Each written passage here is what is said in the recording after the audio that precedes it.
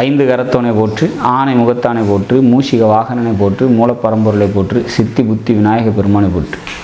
குருவே சரணம். இணையத்தால் இணை மிதங்களுக்கு வணக்கம். இது ஆடி மாத ராசி பலன். ஆடி மாதம் விருச்சிக ராசிக்கு எப்படி இருக்க போகுது அப்படிங்கிறத பார்க்கலாம். அதுக்கு முன்னாடி ஆடி மாதத்தில் வரக்கூடிய முக்கிய விசேஷ தினங்கள் அப்படின்னா, ஆடி மாத பிறப்பு ஜூலை 17ஆம் தேதி இருக்குது.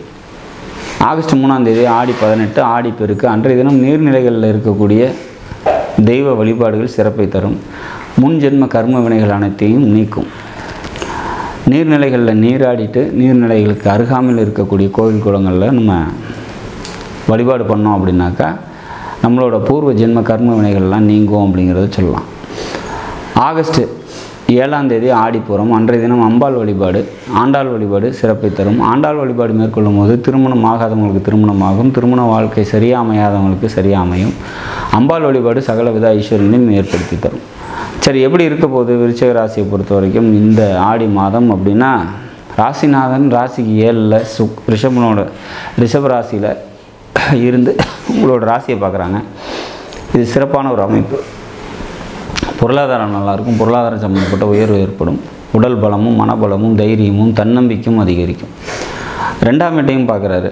அப்போ குடும்பத்தில் தேவையற்ற சலசலப்புகள் மனக்கசப்புகள் ஏற்பட்டாலும் பொருளாதாரம் மேன்மை அடையும் அப்படிங்கிற மாதிரியான ஒரு அமைப்பு. பாக்கியஸ்தானம்னு சொல்லக்கூடிய 9ஆம் பாவகத்தில் 10ஆம் அதிபதி இருக்கார், லாபாதிபதி இருக்கார், அட்டமாதிபதி இருக்கார், சுக்கிரன் 7 மற்றும் 12 இருக்காங்க.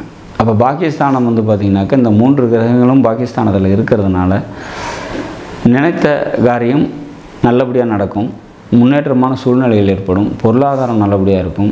முயற்சிகள் வெற்றி நோக்கி நகரும். தந்தையாரால் ஆதாயங்கள் பெருகும். மொத்தத்தில் இந்த ஆடி மாதம் விருச்சிக ராசியை பொறுத்த வரைக்கும் நல்லதொரு மாதமாக நிச்சயமாக அமையும்.